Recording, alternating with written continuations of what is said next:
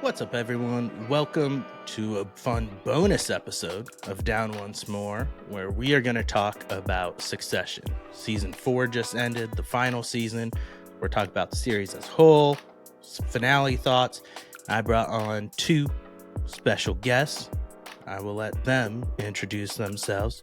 Rachel, I'll let you go first. Ladies first. I'm Rachel, and I'm 100% a Bravoholic, sheerly Housewives, Vanderpump Rules, but occasionally I watch TV shows that require brain power, like Succession. So that's why I'm here. I am Steven. I am a big TV fan and movies and whatever requires me to just sit on the couch as much as possible. So I am here for it. Perfect. Nice. Well, so how we decided to do this episode and Steve and Rachel got roped into it is because Rachel made a post about Succession and I latched on because I apparently don't associate with myself with people who like to use their brain power on TV shows. And so I know like no one else that watches it. And so I reached out to Rachel and we started chatting about it. And Rachel has wanted me to do like Vanderpumps or something like that, which I'm always down for the reality TV thing, but Vanderpumps I haven't gotten into. So we need to find a good entry point, and Rachel doesn't watch Love Island, so we haven't gotten into that. So maybe one day there will be a reality spinoff, but I decided we'd do a final season Succession breakdown. So before we get into the finale, this final season, have you guys been watching it like as it airs since season 1, or do you pick up part way, or what's your history with it? No, so I don't know. I'd say it was like maybe a month and a half ago. We were kind of just looking for something to watch, and like season 4 had like just started. And it's like, okay, like I've been hearing the hype about this show. It is funny though, because like you, Matt, I know nobody else that watches it. Like somehow everyone watches it, but yet nobody watches it. I don't get it. But yeah, and so it was just kind of like, hey, you want to give this show a try? And God, I think we got through the first like 3.5 seasons in like 3 weeks or something. I mean, it was pretty quick for us with our lives. And so we got caught up, I think, at like episode like 5 of this season or something like that. Nice. I think the last 3 or 4 we watched live, I think. Yeah. Nice. Yeah. So I was kind of the same. Mine was about 6 months ago, I think it was, that I tried watching it, and I watched the first episode once, and it just didn't hook me when I was watching it at the time. I was watching enough other shows, and then I was looking for something new, and I decided to go back to it, and I just binged seasons 1 through 3 quick. And then I started watching season 4 as it was airing, and I don't know about you guys, and it may be recency bias for me, but I think overall season 4 was my favorite season of all of them. Like, there's obviously the big Logan hole in it, but episode to episode, and maybe it was just like the anticipation and waiting and watching it live that did that for me too. But I think I like season 4 best. Was that the last season? Yeah, that was this one. But... Yeah. Okay. That was this one. I need you to break down seasons by like landmarks, like similar to directions. But the last season. Okay. Yeah, it's hard for me too, because I binged seasons 1 through 3, so it all kind of runs together. Yeah. So I don't know that I'm even good at breaking down like what happened in which season. I don't remember. I had completely forgot that Kendall killed a kid, and that whole thing. And how did you forget? Well, because it was like 6 months ago. There's so much shit that's happened, and I just forgot. If we really want to get into it, Kendall did not kill a kid. I am like a ride or die Kendall fan. Like, he can do nothing wrong. He did not kill him. He could not have saved that child. Should he have called for help? immediately post accident, 100%. However, I don't think it would have mattered. He is not the reason That's that fair. child is dead. I'm trying to remember. The kid was driving, right? And he was just doing drugs with him, or was Kendall driving? And he switched Kendall places. Kendall was driving. And then so he moved the kid into the driver's seat, right? Yeah, because he was wired. Oh, did he move the body, or did he move him when they were underwater? I don't remember. My brain. I think that's what the bodyguard did. I think that's what Logan's people did to like clean it up or whatever. Because the kid grabbed the wheel, like he's the one that drove him into the water. Like that's true. I mean, yeah, Kendall wasn't paying attention, but like, really just justifying the rich white assholes. Assholery. That's the thing about this show. Like, I really enjoyed this show, but it's really about just these people who are the shittiest people.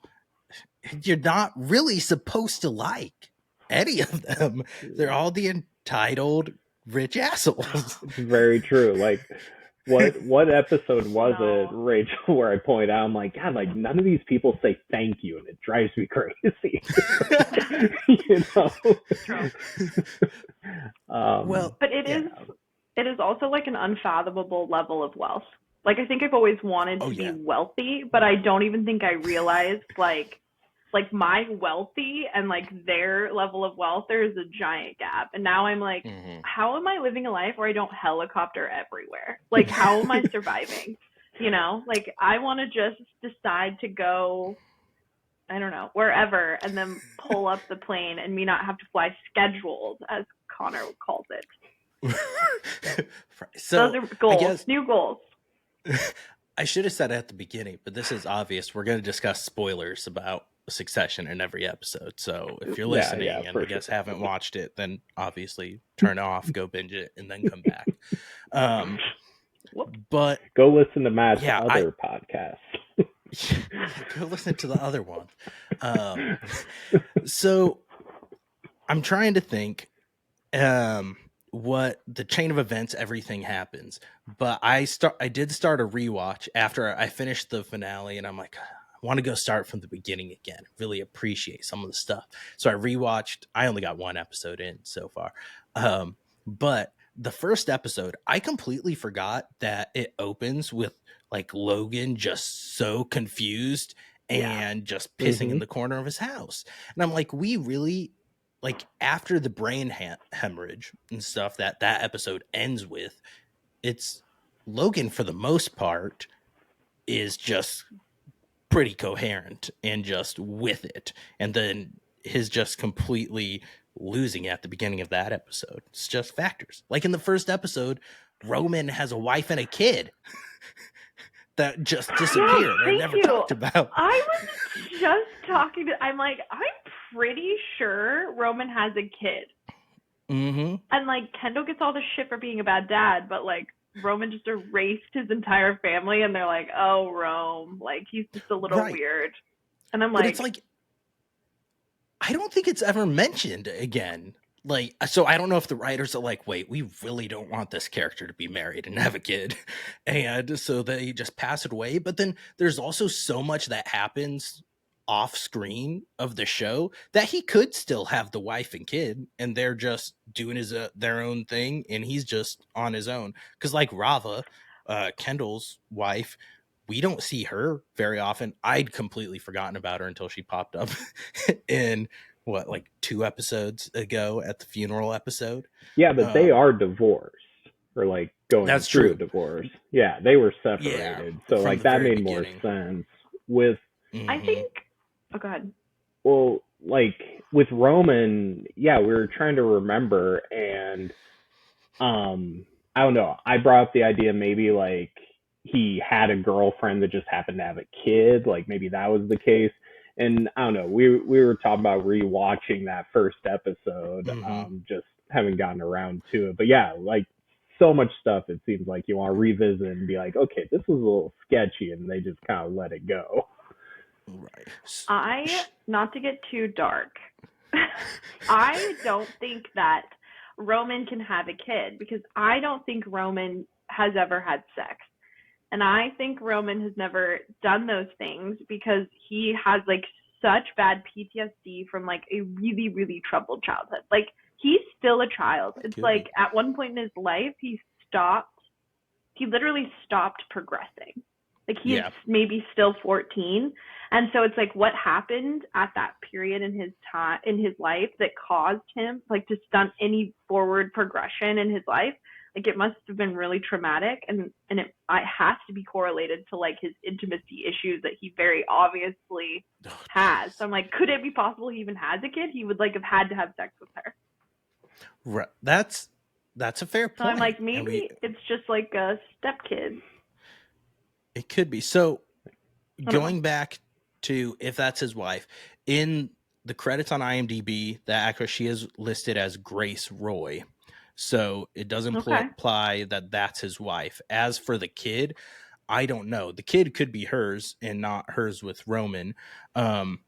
Because when Rava shows up with the kids to Logan's birthday, Kendall tells them to go play with their friend and then says the girl's name. He doesn't say with your cousin or anything like that. So there is a chance that that's not their kid. And on IMDb, she's just listed as Isla, no last name, the kid.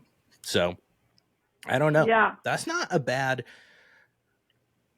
suggestion. I'm trying to remember. There is one episode that sticks out to me where there's a fundraiser, and I think Roman's with a girlfriend, and he's like encouraging her to flirt with the bus boy and bring him back and stuff too. So yes. And I'm trying to remember if that's his wife. Okay, I was trying to remember if that was the same actress or not. But I think I think so. I think it might be. The way I think you're remember right. it. It's his wife, yeah. And I don't think they go home and are intimate or have sex after that. I think he gets real weird because he uses her cell phone. Mm-hmm. Yeah, and I feel like that was like really kind of like very Roman, like not surprising, but like again another way that he can like avoid having to like actually do the deed. Yeah, that's not because super. It never says him and Jerry fuck. They just have the really weird whatever they have. Yeah, mom and child. Obviously, weird mother issues. Yeah, but I do think, especially this season, I think Kieran Culkin, who plays Roman, should win an award. Like, he had so many great moments, and even like in this finale episode, just everything that he goes through, I felt like he crushed it. But I don't know. I think he was a phenomenal actor, and they all are. Just Jeremy Strong is apparently a little bit of an asshole because he's like a method actor and stuff.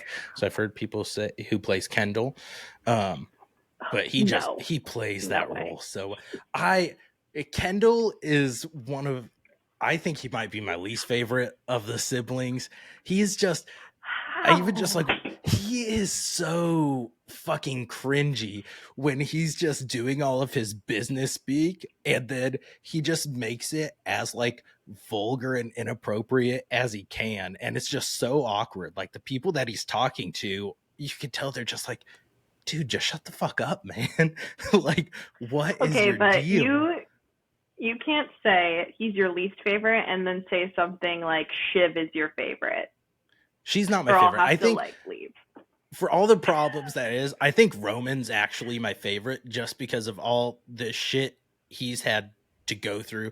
And he's one of the weirdest ones, but I feel like, I don't know, he was my favorite. And then the election episode hit and I'm like, oh, fuck this guy. But then kind of fuck all of them in that episode. I'm like, they all look like too parallel to real life, where you were like, oh right? my god, this is actually a horror film, not just a tragedy.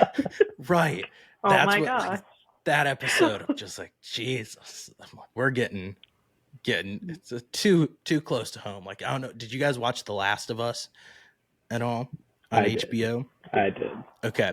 So like the first episode of that is opening up and they're talking about like a pandemic and all of that stuff and how it could hit. And they're like, well, these fungus that could take over your brains. And it's right now they can't survive in humans because they can't survive in temperatures above this, and they have no reason to evolve and adapt. But if the Earth started getting warmer, where for some reason where they could survive, it's like, oh shit. I'm like, well, now this is just seeing. Yeah. And then they're talking about the pandemic. I'm like, man, this is too close to home. That's what I felt like with that election episode. And that's what, I don't know if you guys have watched Veeps at all on HBO. It's more of a comedy route, but like they said, Right.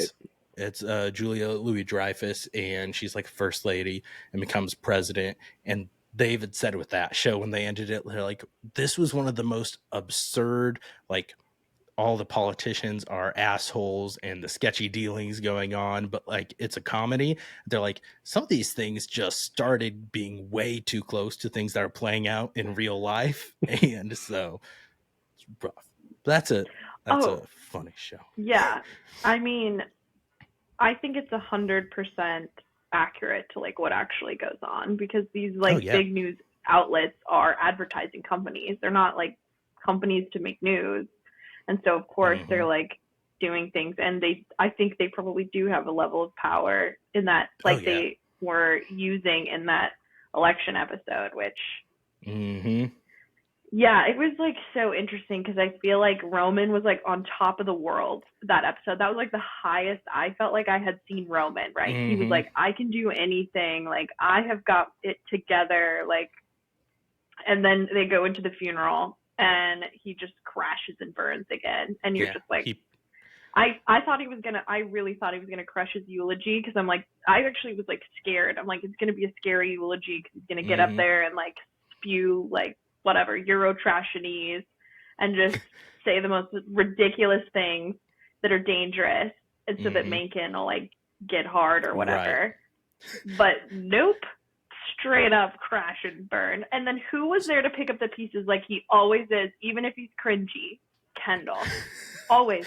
So I thought at first, Roman was acting at first. When he broke down at the funeral, I thought that after his uncle's speech, then he knew that his speech was going to kind of paint Logan in a little bit of a different light, and it was just going to seem too off.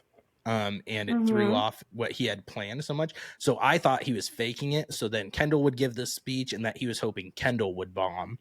And so then he would be more secure with Mencken, and it would kind of knock Kendall down a few pegs. And he'd make Kendall say these things that Kendall didn't believe. But that was not what happened. He obviously, like, when he broke down, he was crying, and he's pointing at the casket, and he's like, is he in there? Well, get him out. That part was rough. But it's because he's a child. Like, again, it's like as if a 14-year-old boy lost their father. Like, that's literally what happens over and over with Roman. And and like, obviously they were all like, oh no, like, Connor can do it, it's totally fine. And I knew, like, this is a pissing contest, and they didn't realize it until they got there, and they were like, oh shit, like, oh, he crashed and burns, now's my chance to stand on top of Roman, to be like the one that should be the CEO of this company, except for Connor, who's just kind of like, I don't know, like, he wants to be president, but that's like, he doesn't care about business. I actually really like Connor, though. Like, how can you not? He's one of those that's like so cringy and kind of awkward too. Like when he's giving his concession speech, he's like, and to all you con heads out there, and he's just calling all of his people who support him con heads, and it's just so cringy, and just all the stuff. You could tell Willa's just like, I mean, she doesn't want to be there, like, in general. Like in the finale episode, like, she's lucky to be there. Yeah, well, the finale, when they're going through all of Logan's stuff, and Shiv's talking about the Wisconsin, what's tied up in the courts with Mencken's election, and Willa's like, what is this? She's like, not looking so good for your boy Mencken, so you might get Con all to yourself now. And she's just like, oh, fuck. Connor's compound in New Mexico, though, 10 out of 10, like, move me in. Like, I'm like, before they show it, I'm like, why the fuck would he live out there? Like, that doesn't make any sense. And then they show it, and you're like, again, I didn't even realize like there was people that weren't Jeff Bezos or Elon Musk that lived this way, like literally. But apparently, whoever owns Fox News is doing the same thing. Yep. Yeah, that's so all the stuff with this final season was, did you think Logan was gonna die that early in the final season? Or no? No. We managed to avoid spoilers, thank goodness. That's but impressive. No, with with Logan's death, and like, I guess it's what they were going for. But yeah, I mean, the whole episode we're just like, no, this is a play, this is a move, That's and all this stuff. Mm-hmm. Yeah. That's what I thought, yeah. But yeah, to do like that early in the season, like I was pretty shooketh by that. And it was just like, my God, there's still supposed to be like 7 more episodes. Like, how do they do this? Right. But yeah, they pulled it off. Like it was good. Yes. And they were, I mean, a lot of them were hysterical, or like, okay, I think like Connor can't function. Like, he doesn't know how to deal with his emotions. So he's like, it's fine, we're fine. Like, I'm going to manifest this as like taking control of my wedding and like bossing people around. And there's Roman being a 14-year-old child, like crying, sitting on the floor, like just like unable. And then Shiv, I don't even understand her, if I'm being totally honest. So not able to say what she is or is not. And who held it together, made sure everything got into place, made sure they put Kendall. He was the one who made sure, again, he was the leader of the group. As much as they want to hate him, if not for him, chaos. But part of that's because Kendall has, all throughout the seasons, made it clear he doesn't really give a fuck about his dad. He just wants to be in power. And no, I disagree. Yeah. I disagree. I mean, I think he desperately seeks his dad's approval. So there is that. Like, he does want his approval, but ultimately he wants what was promised to him. As we find out in the finale episode, he's like, Dad told me when I was 7 that this was going to be mine and this needs to be mine. And that's what, like, the very first episode is when you're introduced to Kendall, he's thinking that's the day that he's taking over the company, because that's what Logan had told him on that birthday. He was going to be passing the torch. And then Logan's like, I'm going to ride it out a few more years.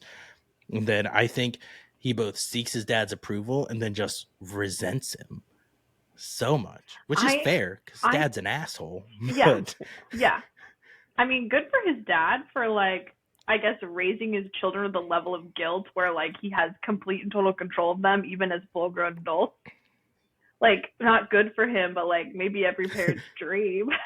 But I feel like, I think that Kendall, I find Kendall very emotional. Like, I think he actually, like, he would make choices, like after his dad had like the brain thing or whatever, and he would like, Marsh would be like, oh, he called and he wants you to like come over for dinner. Like, Kendall would like leave meetings and like do things that were probably not best for the company to be there with his dad. And then his dad would like give him shit for doing that or whatever. But he just was like, oh, like this could be his last time. Like, I genuinely think he was one of the few siblings that was like, he's actually very emotional, right? Like, he was just an emotional character.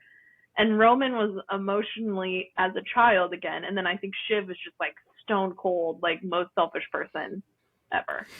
Very gullible. So I think that Kendall was, yes, he wanted the business. He wanted his dad's like attention. He wanted his dad's like, okay. But I think he was also very emotional. Like, he was one of the few that showed emotion to everybody, cared about them, I guess. I didn't feel like you saw that as much from the other like characters and siblings.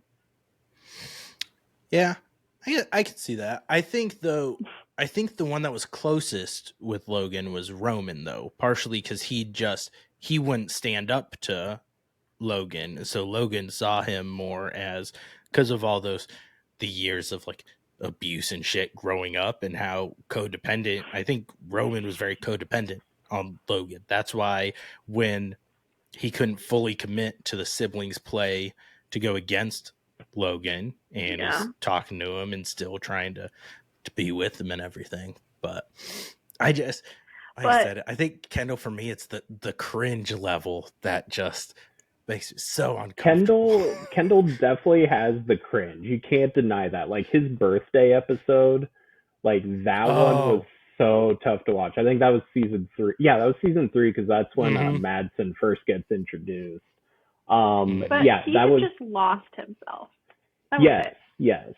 But like honestly, okay, out of, you know, we're not going to count Connor, but out of those 3 siblings, like seriously, who's really going to run the company? Like it's Kendall. Yeah. Like, you know, so it's kind of like, okay, yeah, if he's not going to run the company, then like none of them should in that aspect. Like, you know, it only makes sense. I don't know how. Fucking Tom. Like, sorry, go ahead. Tom, like what? Dude, don't. I would like this entire episode for us to not speak about Tom or Shiv. Ideally, if I could have just like erased their whole section, I like gladly would have. I love put more Tom, Kendall though. time. I love Tom though, and you know the only reason Madsen put Tom in as CEO because Tom, he knows Tom's a yes man and just wants to make the boss happy. Like that's someone he can control. Tom will suck the biggest dick in the room. Right. Yeah. Right. Exactly. And so that's why Tom's the CEO. But like, I love the character. Tom and Greg are 2 of my favorites. Just they're back and forth constantly. We cannot forget about Tom's experience at the bachelor party for Connor. Do you remember that? I vaguely. Like Tom. No, it was his own bachelor party. It was Tom's bachelor party. Yeah. Tom's bachelor party. Like, a man who would do something like that is, like, not a man. Like, he's a sponge. He needs to, like, go back to the Midwest. Like, go back to the Midwest and live a Midwestern life. He's not refresh my the memory. big city and the big I remember dog. it was something they said they weren't going to speak of again. But what was it? He drank his own jelly. That's right. Yes. That's right. And when he's telling the story and he's like, "Oh my god, I can't believe it." Is it just like he's telling it like it's the normal thing that just happens? Like, oh my god, like oh my god, that was just so wild. It's like, well, yeah, that's right. Messed up. Oh my god, I think my mouth was on the floor. Yeah, I honestly thought maybe Tom was, which is like fine. I just thought maybe him and what's his name, Greg's relationship. Greg? I felt like was like actually kind of intimate in nature. Well, yeah, right. See like, that sent you guys that me, video but I felt earlier like, this week. I felt like maybe Tom was like uncomfortable in his skin, and like he met Greg, and like he was gonna evolve as a character who like came out and became like his true self. And that would maybe make him seem more comfortable because he made me uncomfortable. Like he's just unpredictable and just like talk about cringe. I think he was cringe. So he is very cringe too. So like now that maybe I'm sorry. But like you're fine. Now that the show is over, like looking back, I've kind of come to the realization that like it's not so much that like I've hated Tom. I think I just hate like Tom and Shiv. Like I hate them. Like they're just, I don't know. They've just been a train wreck the whole series, and their storyline, frankly, kind of annoyed me. But like I love Tom and Greg, and like just some of the disgusting brothers. Like you know, just looking back, it's like, you know what? I don't think I hate Tom as much as I thought I did. I think it's more like him and Shiv I didn't like. So yeah, Tom's all right. I don't know. I think Tom like tried too hard, like and how exhausting. But look where it got him. I mean, yeah, I guess. I I mean, he's gonna have a big paycheck, but he's gonna have no power. Like, come on, a guy like Madsen is gonna just like stomp on him all the way. Actually, you know who's gonna be running the company is little puppeteer Shiv. But Madsen doesn't respect her. Like, so even there, like, who's the puppet master of the puppet master? You know, like, I don't know. I mean, I think Shiv is. Go ahead. No, you go ahead. I was gonna change gears. I was just gonna say, like, if we fast forward to the finale, like, of course she made the decision, the super selfish decision at the very last minute to still figure out a way where she could weasel in to have some level of power by backing Tom. Like, that's like post show, if this like for real life and continued on, like, that's her 100%. Like, she's like, I'll figure it out. It'll be me. Yeah. Gag. Well, and that's how she was kind of throughout the whole series. Everything, and we saw it in the second to last episode when then she's kind of trying to schmooze Mencken and get him on her side, that like she's played all the time about her principles and how she thinks a lot of what her dad does is evil and stand up for the right person. And we got that just very heavy-handed in the election episode too. And then it's like ultimately she just wants that power. She wants what she feels like she's been passed over for and not considered or even taken seriously by her dad or brothers all the time. And so, but it's like her own fault, you know? Like, she didn't want it in the beginning. So it's like, I think I'm all for, I really think it was great that there was like this female like lead character, I guess, right? I think it's an important representation, but I think what's challenging is like she felt so entitled to getting some level of power without having like experience. I think we all want like women to have equal opportunities, but I think we also don't want them just to give it to her because like she's different or she's the loudest person in the room. She's the one that doesn't know when to stop talking. Talk about cringe. You're like, oh my gosh, like Shiv, like if you would just stop making it awkward and weird, like it would have been better. But I think I just found her like so challenging. And also she's just selfish to like a next level, and not like selfish for the company, like truly just selfish for Shiv. Like what Shiv wants, Shiv gets. She doesn't care. And it was like, in the end, it was obvious it was never going to work. Like that play was never going to work. Okay, but at the same time, you can't say Shiv is so selfish and then just give fucking Kendall a pass. Like Kendall, there were multiple times in this final season where he's conniving with the little Weasley-looking lawyer, Hugo, where it's like, yeah, what I just said, fuck that. We're going to fuck these guys. And we're going to do my own thing. I know, but it's different. Like, I think it's different because I don't know why. I want to explain why. Not just because I feel like it is, but it's like different. It's different. It's different because like Kendall has the experience, or had the experience, however we want to put it. Yeah. He had the experience. Like he actually has like a vision for the company. Like his selfishness was genuinely like for the company, I guess. Like he wanted to be his dad. Like like that's what he wanted. And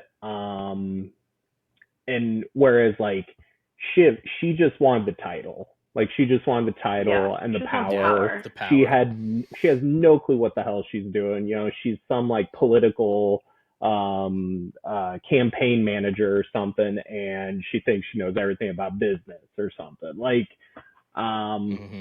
that's how I differentiate the two, I guess. That's fair. Yeah, I think that's a good representation. I just think everything about her, every time I had to see her on the screen, I was like, can I fast forward through this part? The whole time, never once was I like, oh, I like Shiv, Team Shiv. I was like, stop talking. You commented on her haircut. You liked her haircut. I like the way she dresses.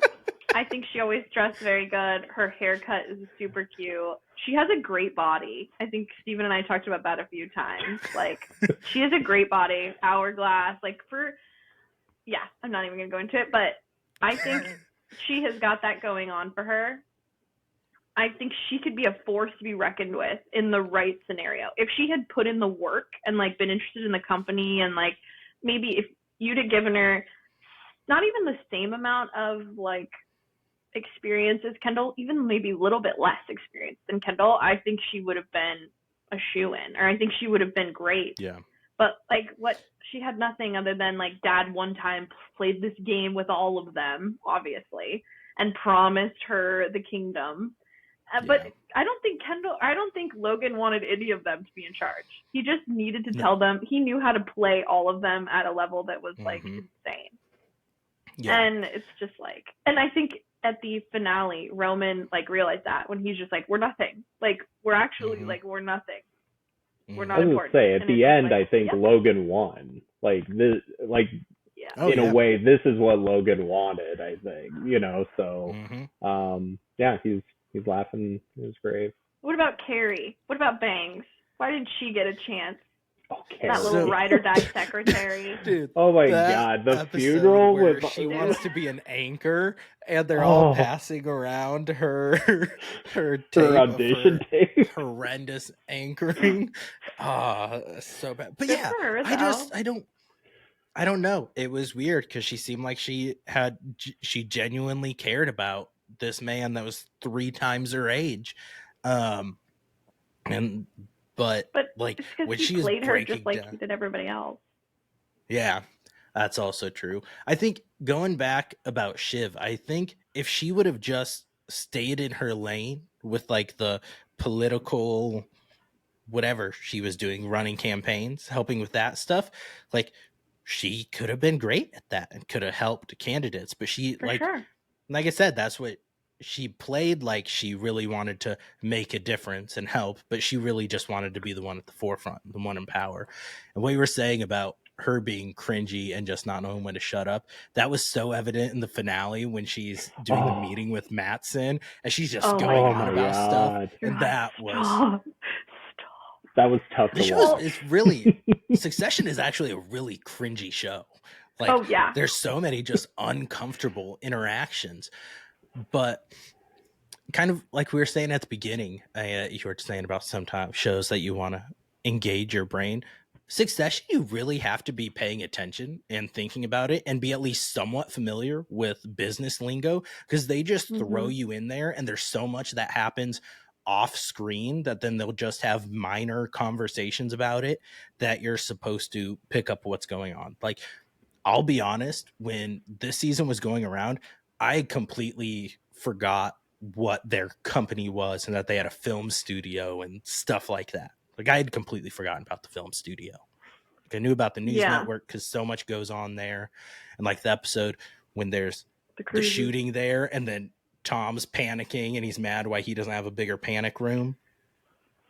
And it was just the employee there. And that episode was so funny. Throw Tom into the thick of it, Jesus. I really like Tom and Greg together. I just thought their back and forth was so good. And I think, like you said, Steve, I think that I didn't like him and Shiv together. Although when they got into that big fight in the 7th episode this season at that, what they call it, a tailgate party on the balcony. The tailgate. Mm-hmm. Yeah. And for that out on the balcony, he's like, I don't think you should maybe have children. But then she's pregnant and you're just like, ew. But it's just, he's just seeing, like, she's turning into what her mom was that she hated and resented. And even when she was having the conversations in the second to last episode where she's like, oh yeah, I'll just have the kid and pot off, have someone else raise it. I'm not gonna be the one doing that. It's like, yeah, you should probably think about this. But I think that's like, again, that's that unfathomable level of wealth. Like, I don't think it's uncommon for what she's saying, right? Like, you have a baby, you have a night nurse, you have a day nurse, then you have a nanny, and then you send them to boarding school.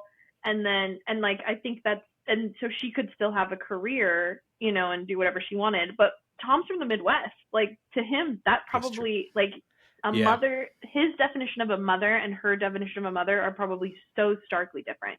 And you can tell because the relationship with Tom and his mom is, like, in my opinion, like, very Midwestern, right? Like, he calls her and he, like, gets her feedback on things, and she's a lawyer, but, like, probably not a lawyer to the caliber that Shiv would ever consider an actual lawyer, because Shiv's wealth gives her lawyer times 10. But Shiv's experience is like a mom who was like her, like, probably didn't really want to be a mom.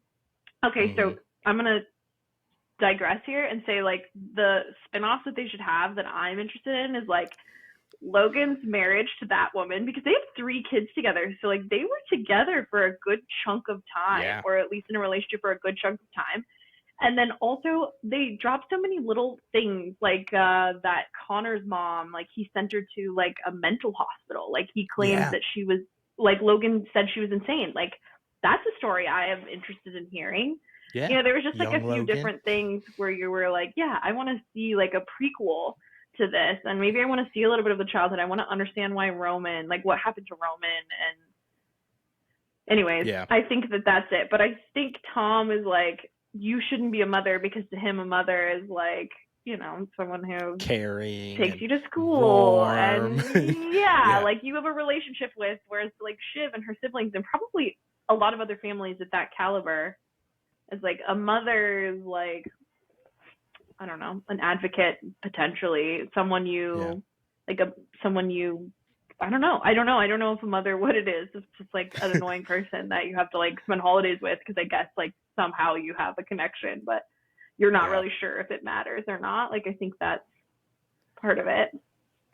So how do you defend Kendall when he was gonna beat the shit out of Shiv at the end of this episode? Roman had to stop him and be like, dude, she's pregnant.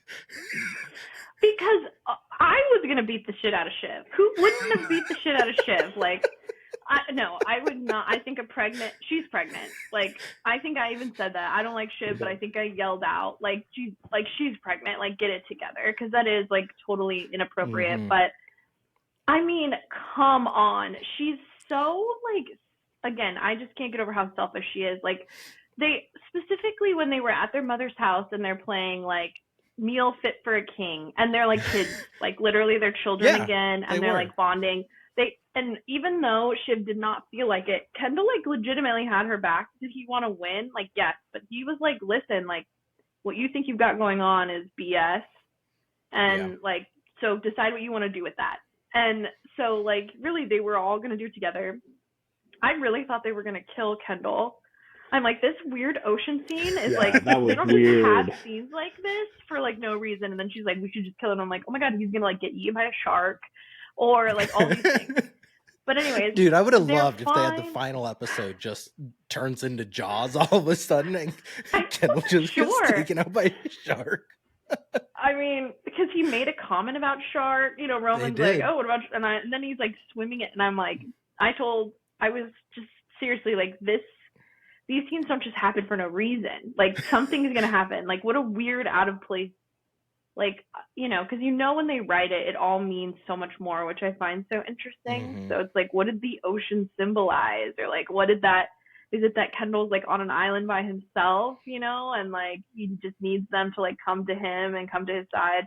Anyways, I think what pisses me off and why people were so angry, why Kendall was so mad at Shiv, is because, like, out of nowhere, she's like, oh, how do I weasel my way in? What's best for me? Instead of, like, what's best for the legacy of this company, what's best for my dad's legacy. Like, and I think you could probably go back and forth on that, because Logan wanted to sell.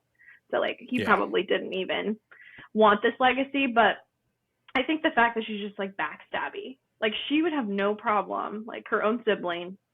Whereas I feel like Kendall, like, he'll do it, but he has to, like, think about it. Like, it's not his gut reaction to, like, backstab his siblings or backstab his dad. Like, it's actually a process for him, and he, like, it emotionally, like, hurts him. Whereas Shiv's just like, oh, never mind, if I stick with Tom, then I am way closer to power than if I back Kendall, he's gonna push me out. So I think that's why they were just mad. But then she's gonna turn it around and be like, oh, well, I don't think you'd be good at this job. It's like, he's been doing this job for how long, you idiot? Like, to just now say that, I'm very passionate about Kendall. And then to bring up the whole incident with the kid, it's like, come on. Like, now you're reaching. Like, all of a sudden, you have a moral compass. Like, interesting. Yeah. That's fair. And then Roman, I like Roman, but then when he just goes to Kendall, he's like, well, Shiv's the bloodline. She's the one pregnant. And he's like, what are you talking about? He's like, well, you just have a pair of randos. Like, talking about his kids with Rava, which was never really talked about before. No. He said, one was I think he said one was a buy-in. So I'm assuming like one was adopted. He said the other's dad's just like some file clerk. So I'm assuming a test tube, like IVF or something like that. Or whatever. Maybe. Yeah. But it was just that was harsh. And like I said, I don't really like Kendall, but that I'm like, holy shit. It's just, I just think like they down. Just, and I don't think any of us do, but Kendall specifically doesn't do well with like surprise. Like, I think he's a bit of a planner. Yeah. He's like really thoughtful. And so the fact that she just randomly was like, never mind. Yeah. So it's like really infuriating for all of us. But she's pregnant. She's hormonal. Rachel? Stop. No. Blame it on that. Just because she's a woman doesn't mean she's irrational. She's emotional. Don't go there. If I'm giving her a stone cold calculated, which good for her. Like, I don't think that's bad. It's just obnoxious. But hey, to get ahead in business, I think you have to be that. But no, she's not. If anyone's planning and thinking and calculating, it's Shiv. In my opinion. Yeah, but that I felt like was really an in the moment switch. Like, if she would have been planning and knew what she went with, I think it was just in that moment, her gut feeling and thinking about, I don't know what it was that triggered it, because I do think that night before when she agreed with Kendall and Roman that he was gonna be the one in power, and they do the whole meal fit for the king. And I'm like, this is the first time we've really seen all three of these siblings happy together. Yeah. Like, totally. In 4 seasons, this is the first time that they're all like just playing, and Roman's licking Peter's cheese, and they're all like mocking their mom in her accent. Oh, don't lick Peter's cheese. But like, Peter's so weird. Like, that whole guy is like, ooh. No, but Matt, I don't know. Matt, I'm with you. I think it was kind of like a gut reaction sort of thing. That was like, you could even, I don't know, if it was her facial expressions, none of that showed that like it was a plot. It was like something happened. Rach, I think you mentioned like last night, you saw like the look on her face when like Kendall got in Logan's chair and like put his feet on the desk. They like cut the Shiv, and like she almost has this, and he was like this like look on her face. Yeah, like both Roman and Shiv had a gut reaction, like a physical reaction. They were like, go ahead, sit in the chair. It's not a magic chair. But then he sat down, he got very comfortable, like so comfortable he put his feet up, right? And then he's bullshitting with Stewie, who's hilarious, but also kind of scummy. And then you know, you could tell Shiv was all of a sudden like kind of like, oh, like I don't like this. Like, this should, I don't know if she's saying this should be me. That's not necessarily what I got, but you could tell she was like, I don't like this. Like, I think I like this, but no. And Roman was like instantly like, I don't like this. Like, had that weird moment with Kendall where he was just like, it should be me. It could be me. Like, look at my eye. It's not that bad. Like, and I don't know if it was, I don't Kendall, think he was talking about the eye. Grinds his head into his shoulder to make it, that was, to make it worse. Seemed like I think it was. Like, sorry, go ahead. Oh, no, you're fine. I was saying what I saw with the Twitter psychologists, what their predictions were, is that Roman, someone with everything he's gone through and the abuse, that the pain is like comforting. It's almost like Kendall's helping him kind of self-harm and bring him back down, because he's like, well, why isn't it me? Make him seem almost like he's not worthy. But like, that scene was so uncomfortable too. You'd tell like he's just holding him there. and he kissed his head, which I have never kissed my brother's head, and maybe it's because I'm not a billionaire, but that's not Yep, something that's I've it. ever done. But But I don't know. I think that what that was, I think Kendall knows how to soothe Roman, and I think he knows how to take care of Roman, and he's maybe the only person who does. And Roman doesn't always want to be taken care of, so you don't see Kendall step in frequently to take care of him.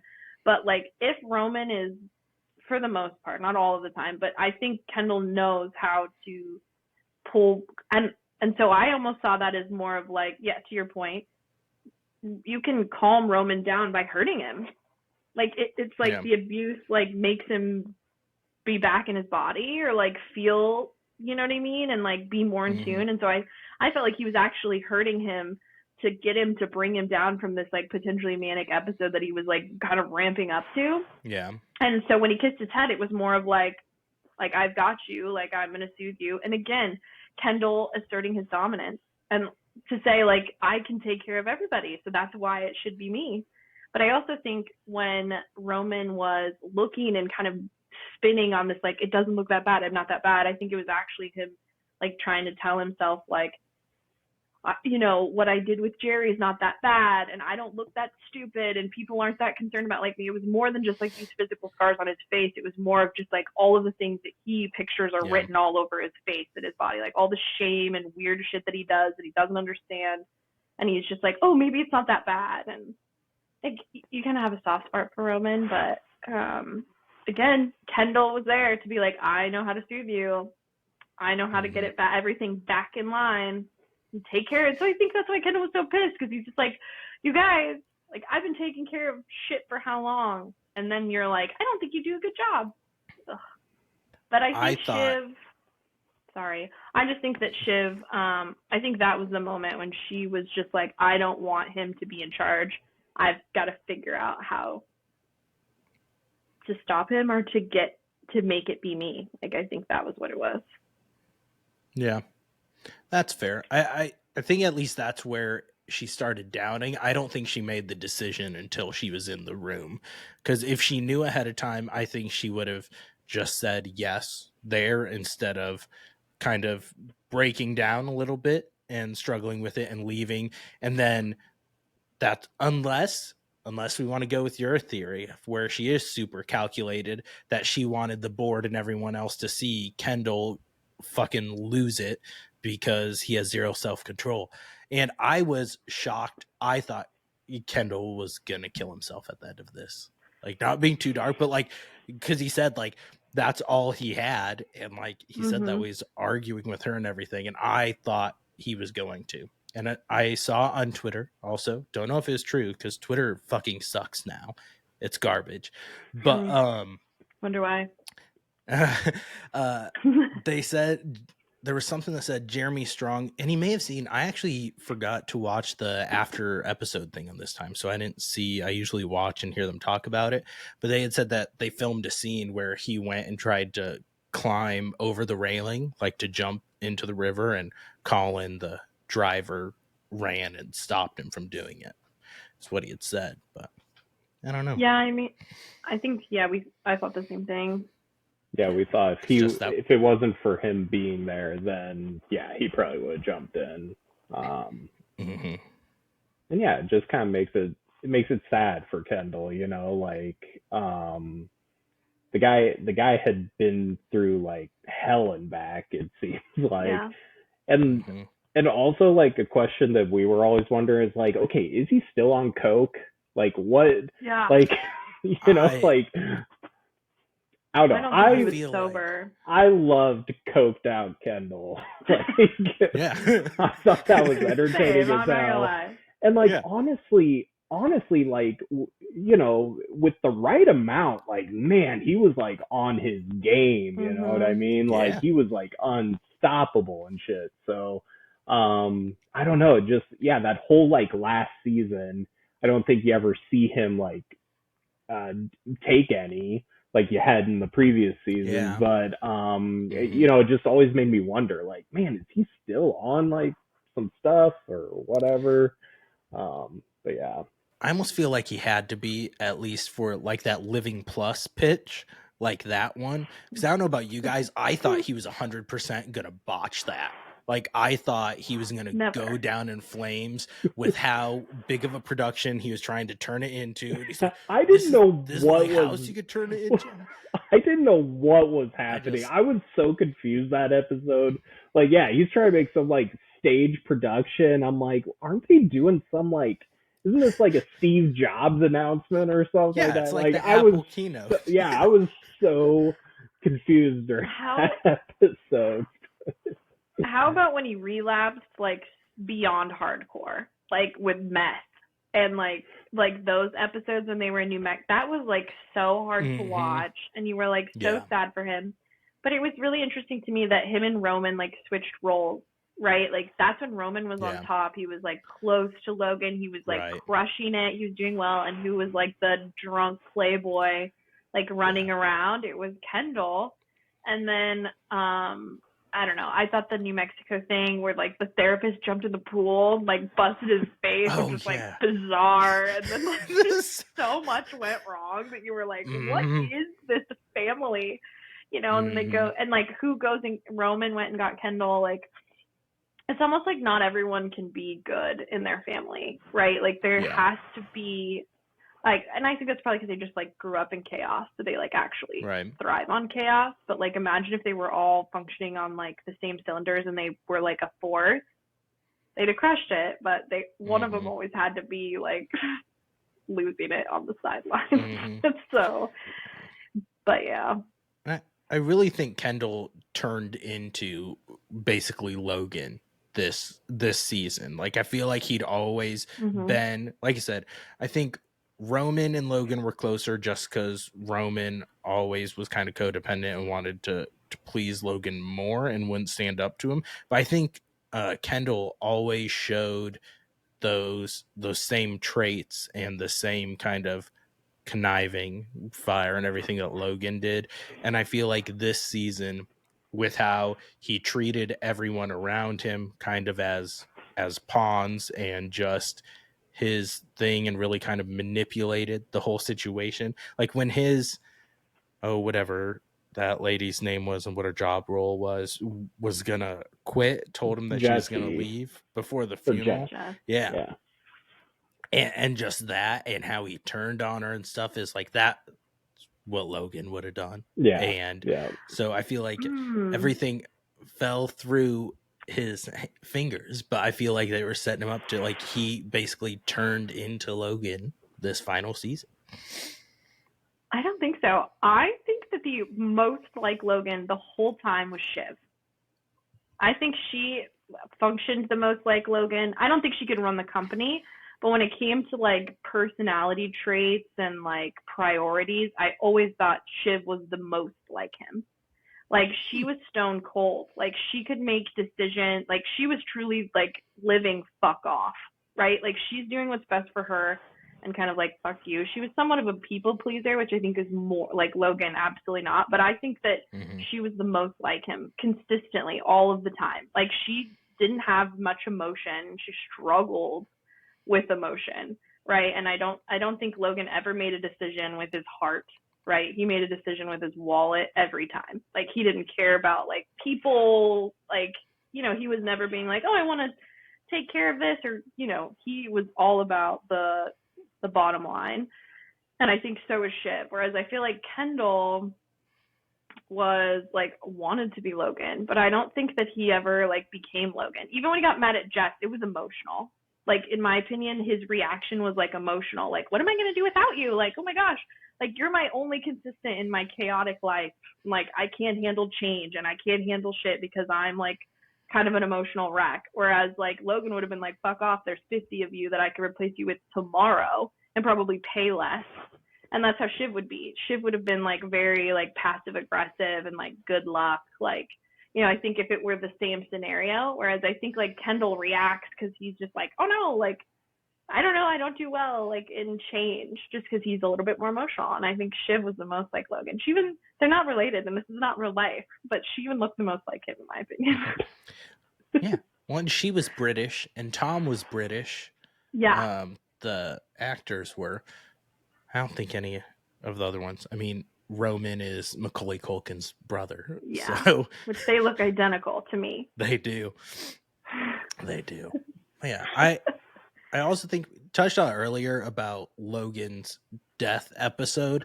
I, like you said, Steve, I 100% thought it was a play too. I'm like, Yeah. they're not showing him at all. Like, there's a reason Mhm. they're not showing him. It's because he's fine and he's just trying to fuck with them because they're trying to fuck him over. And so he's trying to fuck with them now. And then he actually was. I was like, oh, shit. And yeah, because I didn't think it would happen that early. And then this episode, we got to see Logan in the video that Connor had playing when they were going around. And Connor's doing his I'm a little teapot as told by Logan Roy. That made me laugh. I thought that was funny. good. For sure.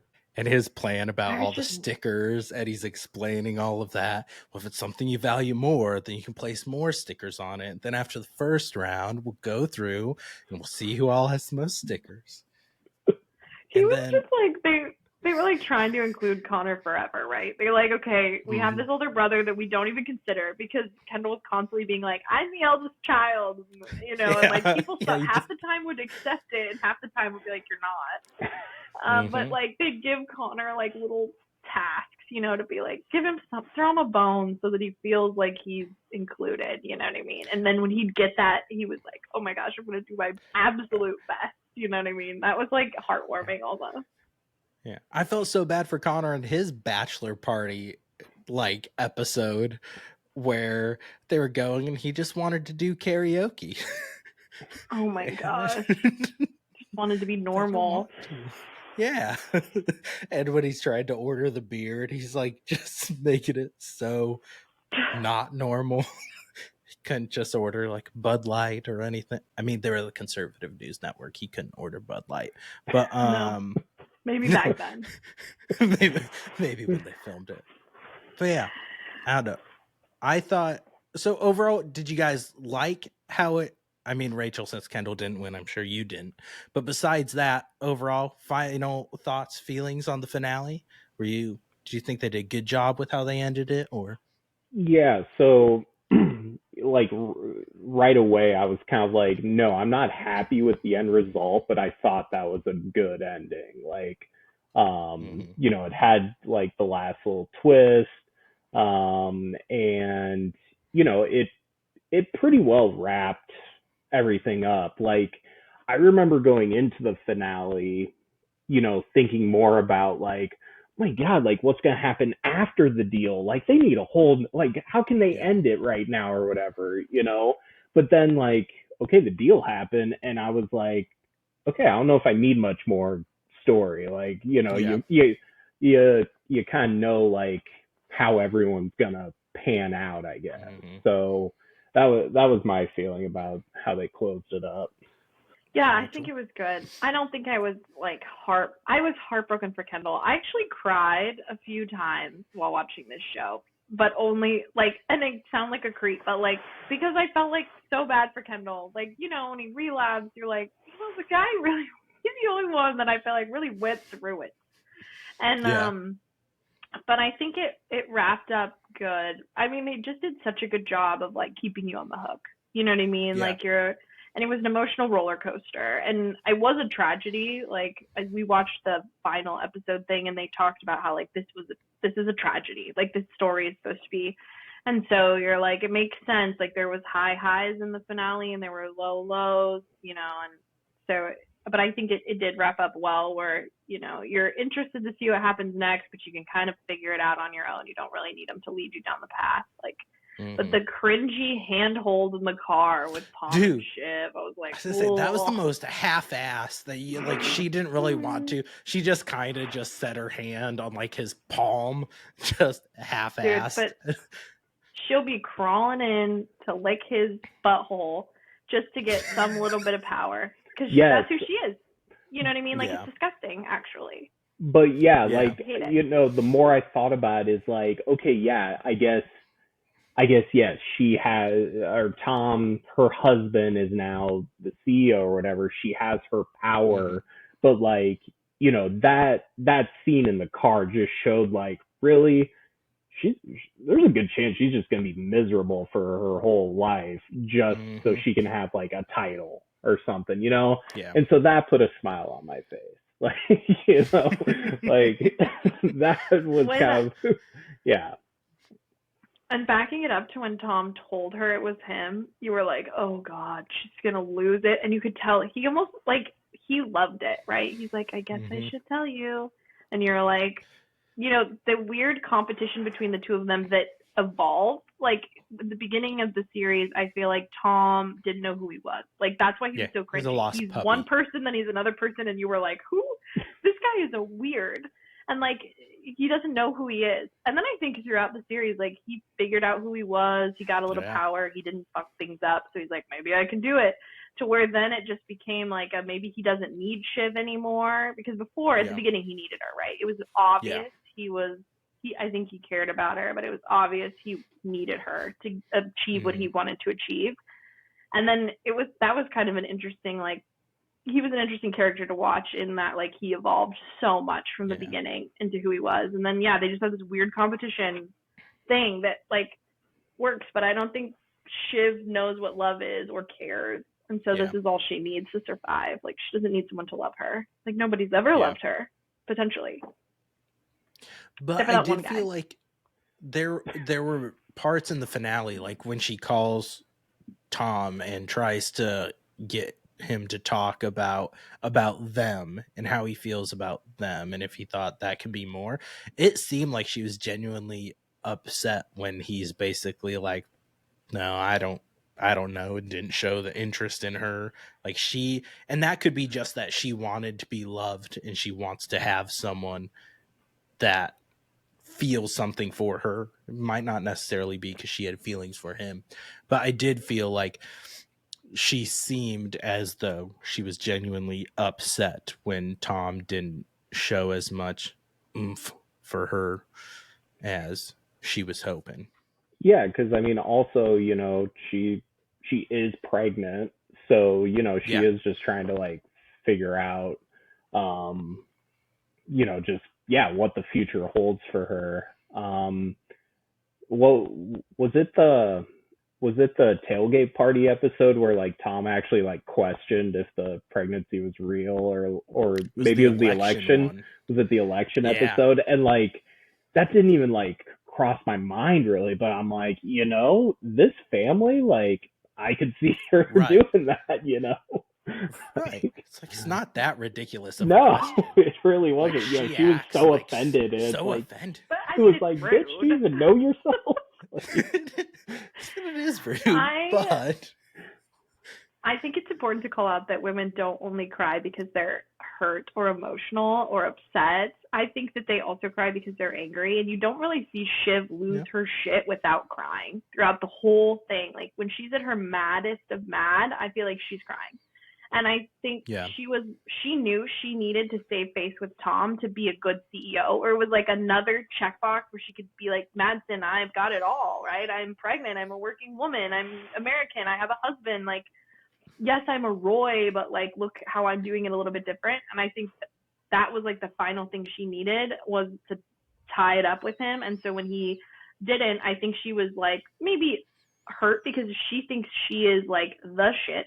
So like the fact that he would not want to be with her is insane to her, one. And then like two, I think she was upset because she wasn't getting her way. I think she knew it was like slipping out of her hands. She could tell from her conversation with Madsen where she was like word vomiting and he was obviously pulling back. Like I think that was what made her call, like, okay, I need a husband. And so let's like tie this up. I don't need you being like a risk, a liability to me. And then he was just like, no. And then she's like, shit, I'm losing it. And like, I'm losing my opportunity. And also I'm not getting what I want. I don't know. That's what I think. So I think she was more mad, like angry crying, or crying because she's not getting what she wants versus like Tom. I don't think she ever was into Tom. Like, I think Logan nailed it when they were in New Mexico way back in the day. And he was like, you need a husband that is pathetic in comparison to you, because like you could never be with anyone that was better than you. It would kill you. And I think 100%, like that's how she was. That's I don't think she ever liked him. It just made sense. Yeah. And it was true. I think it was true. Yeah. Yeah. I think you're right. And I So, think, I mean, we don't know, the Tom being gay thing may be something that just takes place after the fact because of him and Greg's relationship, and he did put the sticker on Greg's head and said he was keeping him even after Greg betrayed him. I was seeing a lot of predictions that Greg was going to end up, that Mattson was going to make that'd have been Greg cool. the CEO. And Greg always seemed like a bumbling idiot most of the time. But then this season, I felt like there was maybe some underlying that made it seem like, oh, maybe he's smarter than he leads on. I mean, even on this episode, the thought to turn on the translate and see what they're saying, but then just ultimately him trying to play both sides just blew up in his face. And he almost cost Tom being a CEO. So that's what they got in their fight in the bathroom at Logan's. Oh my god, that was hilarious. Good for him for slapping him. I loved that Greg slapped him. I'm like, yeah, he took so much shit from him, and I think Tom needed to be slapped by Greg to be like, I think that's what saved Greg. Yeah. Right? Like, he was like, okay, he's got some fight in him. But Greg was just trying to figure out where he was the safest, which you can't blame him, right? Like, he got cut off. He could have had so much money, and he made the choice. And so he always kind of knew, like, okay, like, Tom's great and all, but, like, Kendall's it, you know what I mean? And Tom wants to be it, but Kendall's it. And so I think that's why he just kept going back. I also don't think, what I thought was a missing piece of the puzzle is, like, I don't think, did Greg know that Tom was it, though? Or did he just know Kendall was, or he just knew Shiv was out? Or did he know he just Tom knew was Shiv it? was out? Yeah. He didn't know it was Tom because Tom was trying to play it cool and almost like kind of freak Greg out a little bit when he's like, we're going to be okay. And he's like, well, what does that mean? And does Tom tell him like, you're going to take a massive cut? It'll be like 20 to 30K a year or whatever, but you'll be okay.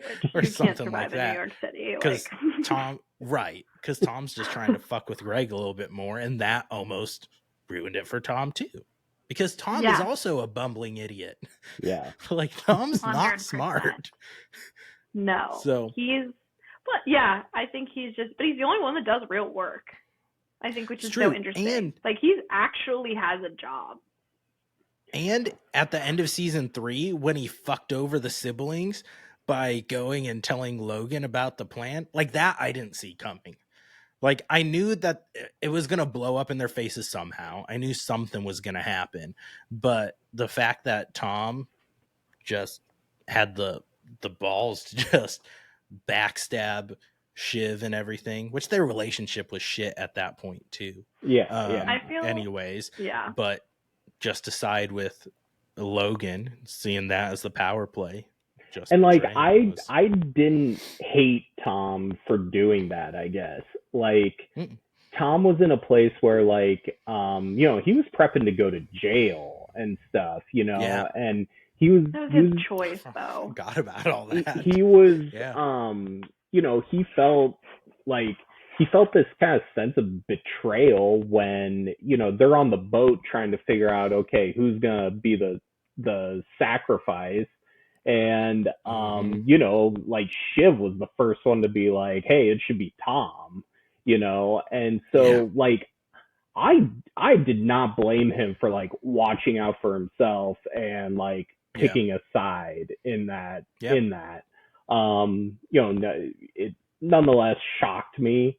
But yeah, and you know, it just made me, like, dislike Shiv more, because then to this season she's all like grumpy with him and, you know, all pissed at him about it. And I was just like, I can't blame him for doing what he did. Like, you're a shitty person. Like, you know, like that. Like, I don't know. I'm still, like, mind blown by her, like, open marriage, you know, proposal on their wedding night, or like, let's call it a declaration. You know, she's like, oh, hey, like, I like doing this. And it's just like, dude, like, I don't know. She was just shitty from the beginning. But I think she knew from the beginning, like, they weren't in it because they, like, were in love with each other. I just don't ever think that was the case. Like, I feel like I knew that Tom would backstab Shiv any chance he got. the day he had that stupid watch he couldn't wait to give to Logan. Like, he was obsessed with Logan. You know what I mean? And I then think Logan just I gave wasn't it away. surprised that oh God, and that awkward, like, oh yeah, that was so cringe. But I feel like I just knew Tom would turn on Shiv any chance, and we knew Shiv would turn on Tom. I think what you're calling out, Steve, like where they're at the table on the yacht and she's like, I think it should be Tom that goes to jail. Like, that's a Logan Roy move. Like, that is her just being like, it is what it is. Like, if we're just going to say what's best for everybody, like, she has no problem doing that, which I think is very much like Logan. I don't know. And I think Tom offered to go to jail. And when Tom decided to backstab them, if I remember correctly, like, jail was still on the table. Or he had just, or jail wasn't on the table. It wasn't like that by doing this, he wasn't going to go to jail. Like, that, those two things were not correlated with each other, right? Like, those were separate. So he just backstabbed because he, just like the rest of them, like, wanted to be at the top so desperately bad. And Shiv did treat him like shit, like, fair, I think. Yeah. And I think he treated her more like shit than she was harder on Tom than Tom ever was on her in the beginning. And I have to disagree. Like, I think Tom genuinely, like, was in love with Shiv. Like, that goes back to him being a Midwestern guy, you know, like, not used to the, corporate world or whatever. Like, no. Just a small town boy from Minnesota, Wisconsin. Where's he from? I think St. Paul or something like that. Minnesota. Or yeah, was it Missouri? I don't know. But anyway, like, I think he was in love with Shiv. That's how I feel about that. I mean, he proposed to her when her dad was dying in the hospital. Like, is that love or is that calculated? I think it was a mix how is that of love? the two. I think he genuinely did care about her, but I do think that he saw the power and the name was an added perk. But I think it wasn't just about the power for him, at least not initially. And I think that's why it upset him so much when, like, she's proposing the open marriage after they're already married when they're at their fucking reception. Like, if it was all about the power, then he wouldn't really give a shit about that. That's true. But so I think he did have genuine feelings, but I do think there is definitely the power play aspect to it, because if it was all about the feelings, even though he was hurt so much, I don't think he would have betrayed him to Logan. That was after everything Shiv had put him through and everything, and just willingly offering him up as the sacrifice, and how betrayed he felt. He's like, no, I'm going with the power. Love's got me jack shit. Like, she obviously doesn't give a fuck about me, because she only cares about the power and being in control too. And so I'm going with where I have the best chance to come out on top. And that's when he sided with Logan. Also, he never really had, like, another woman, Tom, which I found so interesting. Whereas, like, Shiv, like, they lived two separate lives, and Shiv, like, always had a different guy. It was Madsen, like, she always, everywhere she went, she had daddy issues, right? Like, she was constantly seeking, like, some sort of approval from a male forever. And so I think that's why she's like, how she literally could not have been with one person because of her own childhood trauma, I think. But you never see Tom, like it's almost like when he did cheat on her, it was like forced. But it was like forced. Like, he felt like he had to, or like it's never like he wanted to. Yeah. Like, he was fine just being with Greg all the time. But, like, I think it's because he loved Shiv. Like, and I mean, there's a number of things. Like for one, I mean, like, I wouldn't call Tom a piece of ass necessarily either, like, I don't know. But he could have found anyone. He's rich, right? He could have. And then there was the... Yeah, I mean, I'm sure if his assistant's making $200,000 a year, you know what I mean? Which is like $200K in, like, Minnesota, New York, $200K to Minnesota is like significantly less, right? It's probably like a 40% cost of living difference, but I think, or way more than that.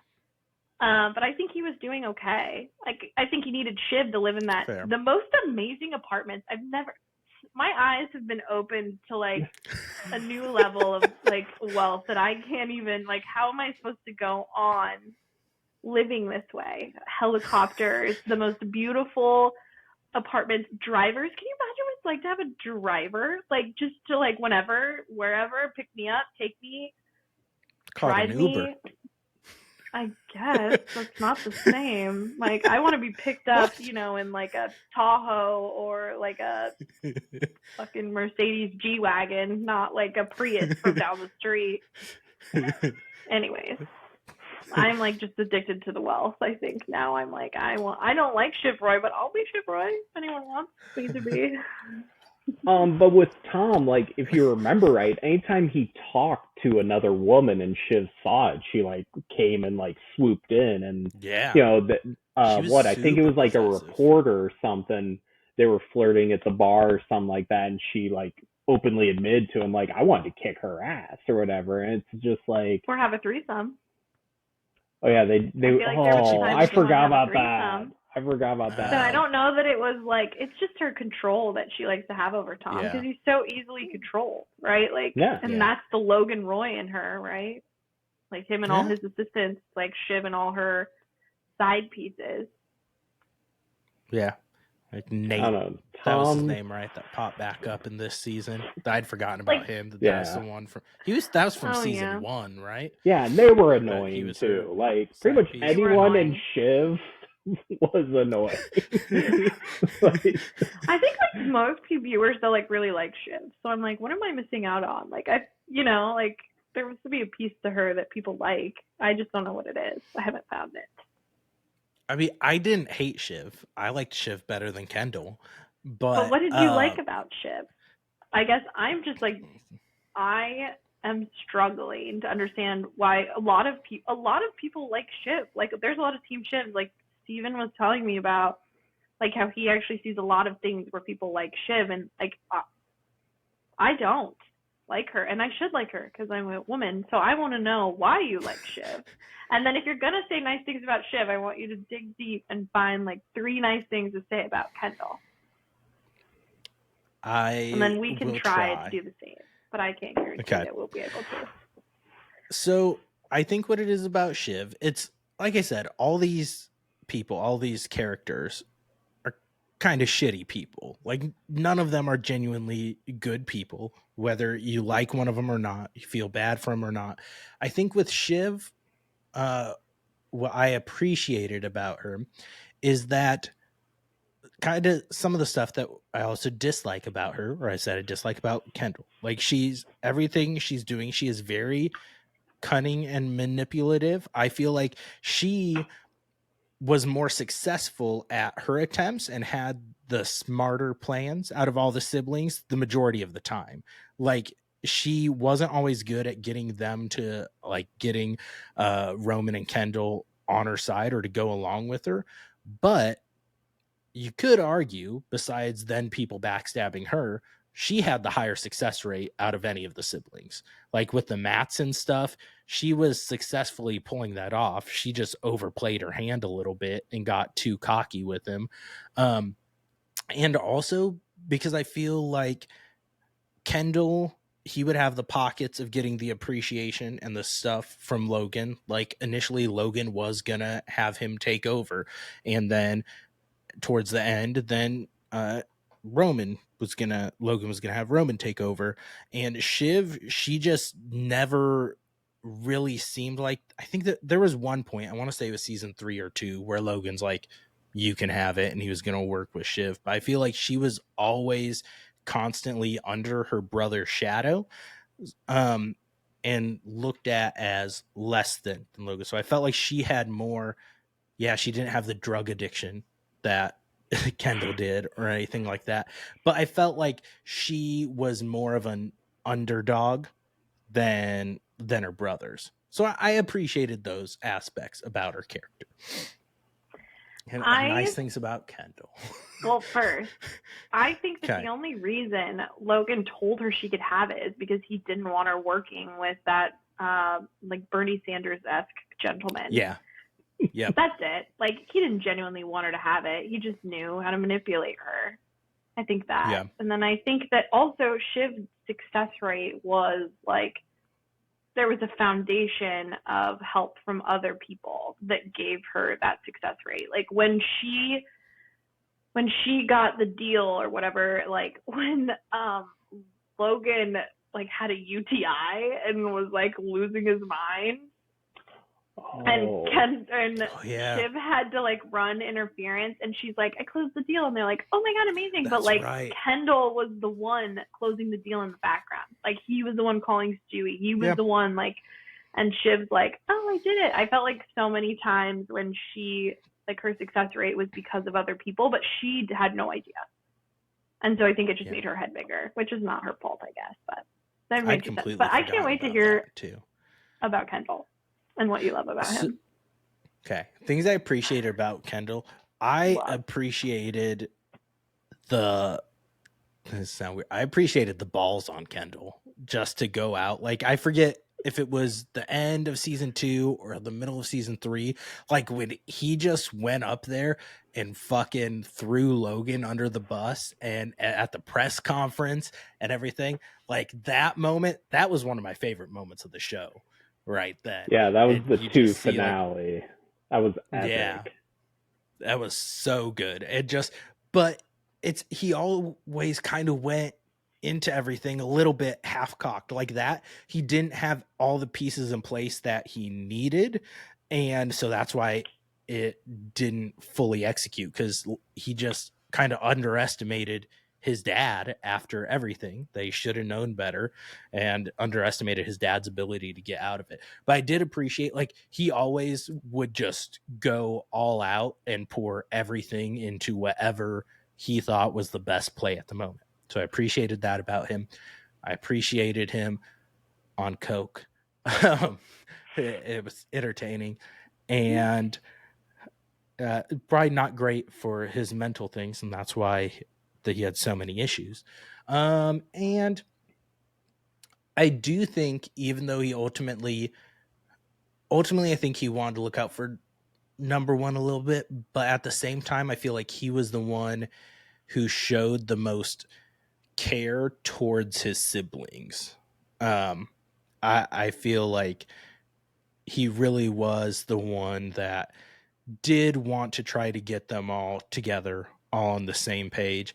I don't think Roman really gave a shit about it. I don't think Shiv really gave a shit about it. And some of that was wanting the power of them unified or together. But I think he tried to make that work more than any of the other ones did. Mm-hmm. So, yeah, +1 to all of that.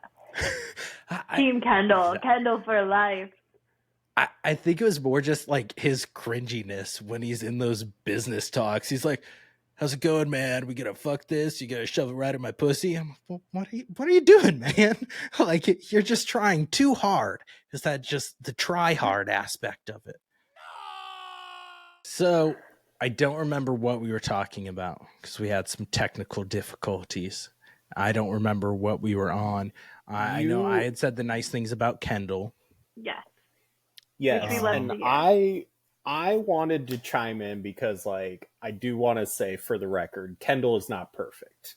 Like, I know we are like, it is like 2-on-1. Are you sure about that? It is like 2-on-1 Kendall, a Kendall rally here. But like, no, Kendall is not perfect by any means. Who's perfect though? None of them. Perfect. But none of us either. Like, all the kids, all 3 of the kids were just like spoiled little brats that like, oh, I deserve the company or whatever. Yes, like, I like to think Kendall is probably the one that would most be able to function in that role, but like, they're all like selfish and all that. Yeah, Kendall was not a very good father.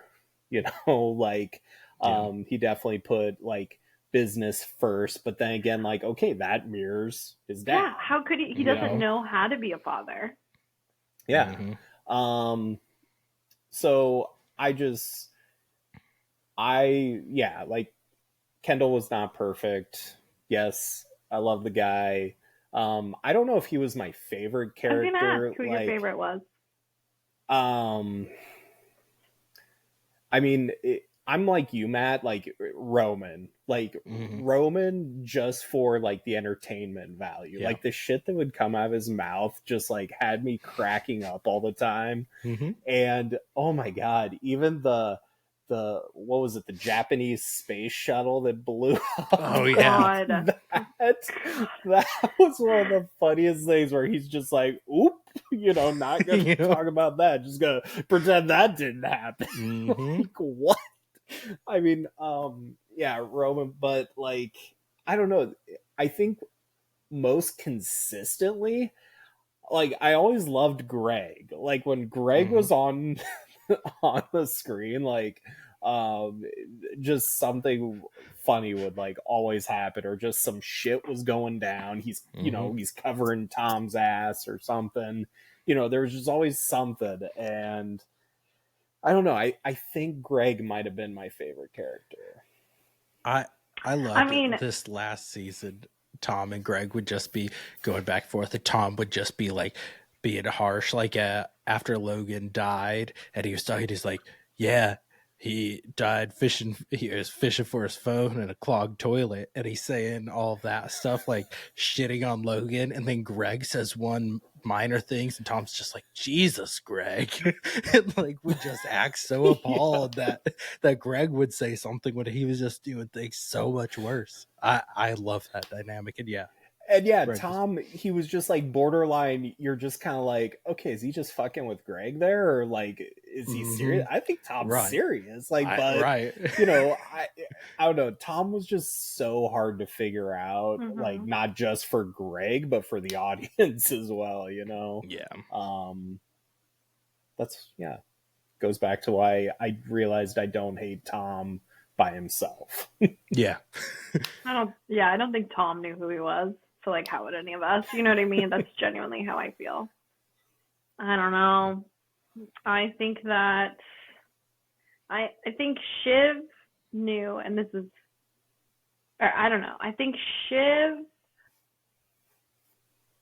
I don't know, she knew how to use, like, her, the fact that she was a woman. Like, it's crude to say it, but I feel like people say it. It's like, Shiv knew, like, pussy is power.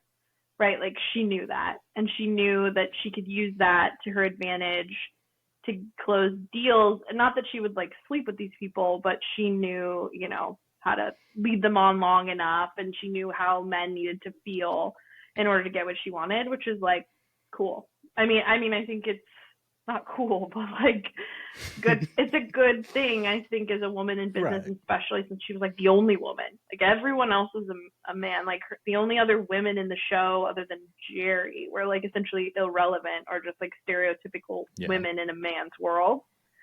And even Jerry, like, didn't have the ruthlessness, I don't think, that Shiv did. And so I think Shiv did a good job of that. Like, she used what she had to get what she wanted. I think Roman was funny, but it was, like, almost sad to, like, laugh at him. Like, in some ways, like, his humor was funny. He was witty. His one-liners were super good. But it was just sad to watch him, like, over and over and over again. And Connor was funny too. Like, he was just funny. He was, like, the most lighthearted character. And, like, you needed, Connor was in a scene, you knew it was gonna be, like, light or funny, and so you're almost like sometimes glad to see him, because you're like, oh my god, this has, like, been just a dark cloud. Oh god, there's Connor, to just be like, just living my life. I feel like Connor was maybe in this last season more than the other seasons combined. I feel like he popped up so infrequently the first 3 seasons, and maybe that's just because it's been a while since I watched it and I binged it and it felt that way. But this season, he made an appearance in almost every episode. And I feel like the earlier seasons, he'd maybe pop in once or twice a season. Yeah, I think you're right. Yeah, I think you're right. And, you know, I mean, now in this season, you know, he's running for president. Like, I still cannot believe that, like, that went through. That was like, that's Right. like Joe Exotic, you know, was running for governor. Or no, Joe he ran for Exotic ran for president that president. year. Yeah, he ran for president that year too. You know, like, Yeah. that's what I like compared that to. You know, it was just like, holy shit, this is actually happening. And what he say? He spent like $100 million on his campaign. Shit. Like, Yeah. My God. I wish we would have seen more of his presidential campaign. Like, there were things that I'm like, I want to see more about this or more going into it. Yes, but I need more con heads. Yes. I agree. I think that would have been a very interesting piece of the puzzle. I don't know. Everyone was good, right? Of course. But I think I liked how they ragged on Willa in the beginning too. Like, I liked the dynamic of like, she's an escort who like I thought that was so funny. And like, just like, she couldn't be in the photos, remember? And like, she couldn't like do certain things. That was funny. Good for her. Good for her. You know. Yeah. Like it's a real MVP. Real we're not pretty talking woman. About. Story, you know. That's true. And what was it for their wedding when Connor's like, I need to make something big happen to get my name in the paper of the polls? Was it, do you want to have like a circus and stuff tied to their wedding? Isn't that what it, like, he pitched something absolutely ridiculous because he wanted to make it bigger and a media sensation, a story to help him in the polls. And I feel like it was something like he wanted there to be like a circus or elephants or something ridiculous. They pitched, and Willa's like, really? You know, like, no character in this show had like a functioning relationship with their parents, because even Willa's mom, right? She was like, oh my gosh, like, look at all these things you have and like how amazing, even though she was like physically, you could tell she was unhappy. And she was just like, felt like she was doing what she was supposed to do because she was given this opportunity to be rich beyond. And her mom just was like, oh my gosh, like how amazing. And it's just like, for a parent to not like identify like, okay, this is amazing, but like if you're unhappy, it's not worth any of it. I'm just like, God, these people all had mommy and daddy issues to the max. Yeah. Beyond. That's what comes along with money. Get mommy or daddy issues, but you're rich. So I was gonna say, well, there's a certain amount of money we can probably figure it out. That's right. Okay, so do we want to do last final thoughts on Succession as a whole? What, on a scale of 1 to 10, rating the whole series? So seasons 1 through 4. What would you give it? Somehow I knew you were gonna ask to rate it. Rate it. Sorry, say that again. Just an overall rating for seasons 1 through 4. Not like season 1 I give this, season 2 I give this, just the whole thing. Succession as a whole. Its whole scope of work. So like, going into Succession, like, I knew like the general premise of the show or whatever, but like I did not expect a show like about family and business to like really consume me the way it did. Like, you know, it was just like I was at work and I was thinking about Succession, you know, like it was just I don't know, like I hadn't had that really with a show in a while, I guess. So like it was very good. I have a hard time like giving it a 1 to 10 rating because I also got to think about like some of my favorite shows and like what I would rate them. And like there's also a difference between like, you know, my personal favorite and like what would be considered like award winning or whatever too, you know. Always take that into account. But like it just was a great show. You know, we've talked about like there's definitely some stuff that like we wish they could have like dug into a little more, but like again, every episode, you know, it like, it just really grabbed you. And also, I think what I do really like about it is it did end well. You know, we didn't have like just a, you know, like a cliffhanger ending or just a shitty ending. You know, damn you, How I Met Your Mother. Never forget. But like,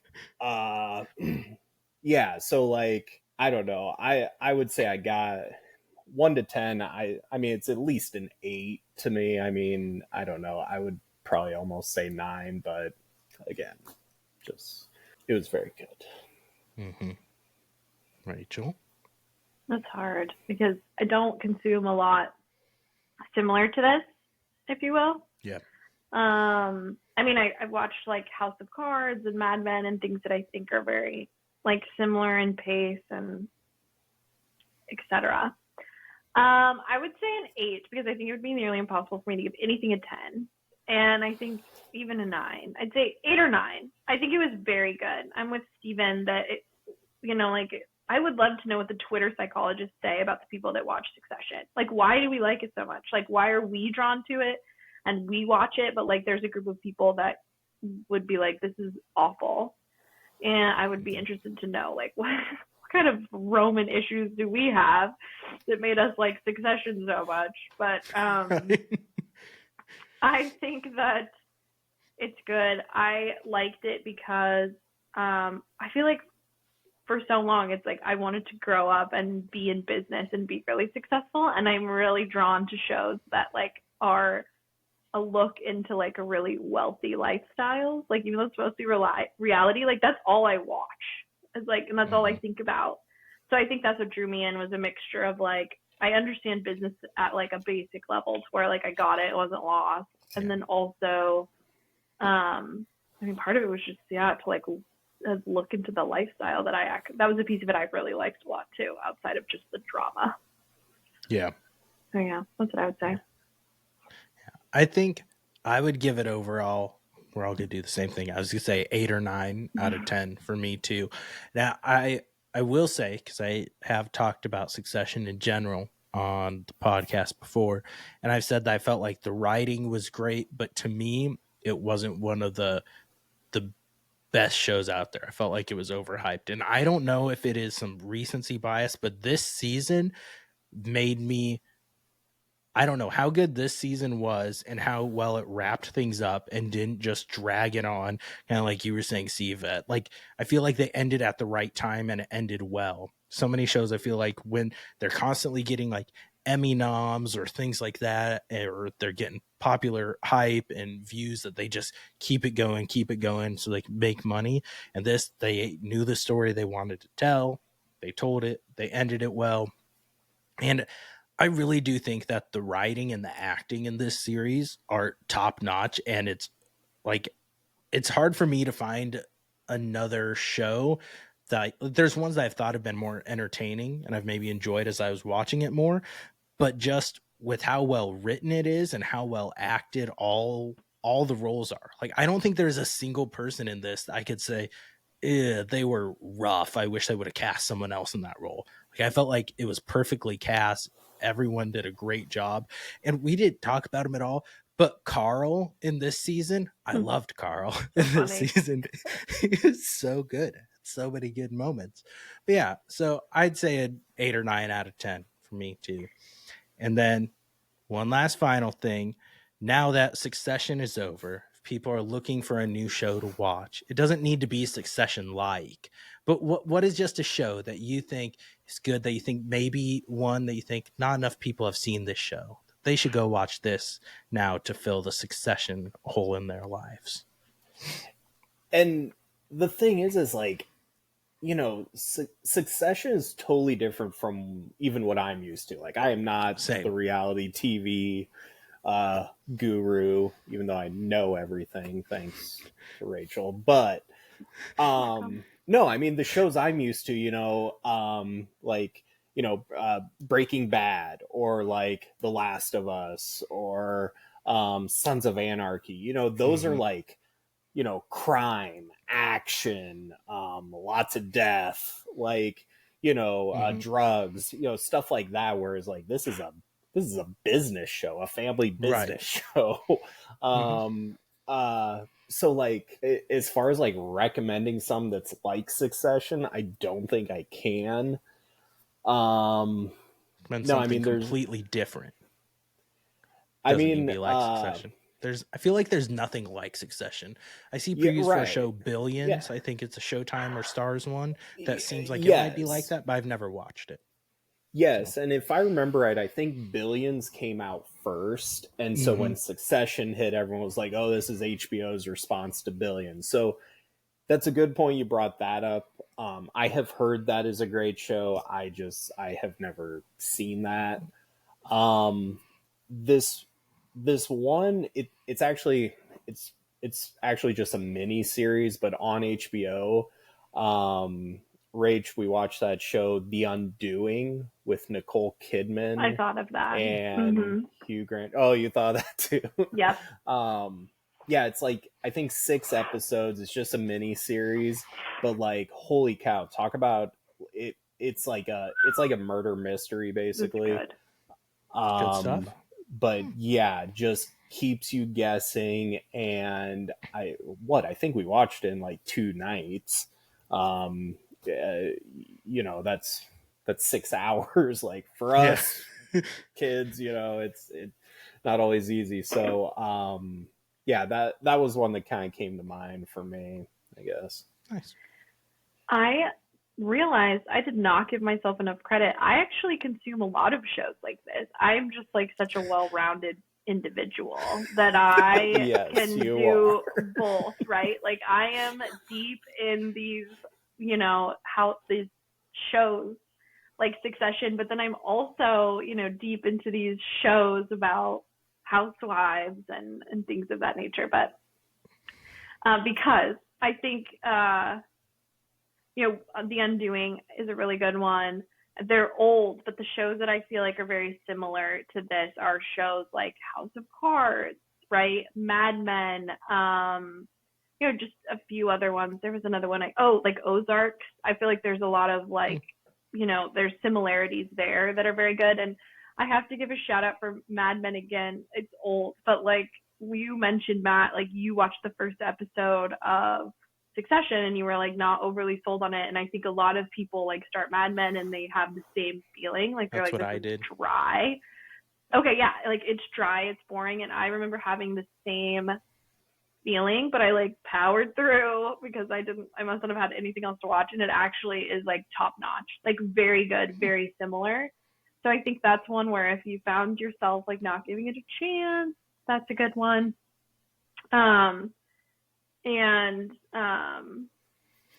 I think those are similar. I would just say like anything that's like serious, I'm like, I don't watch this. But what I would obviously recommend watching is like anything that Andy Cohen and Bravo is pumping out right now, because you cannot go wrong. Like you need both, right? Like you need to be heavy with Succession and feel this weight.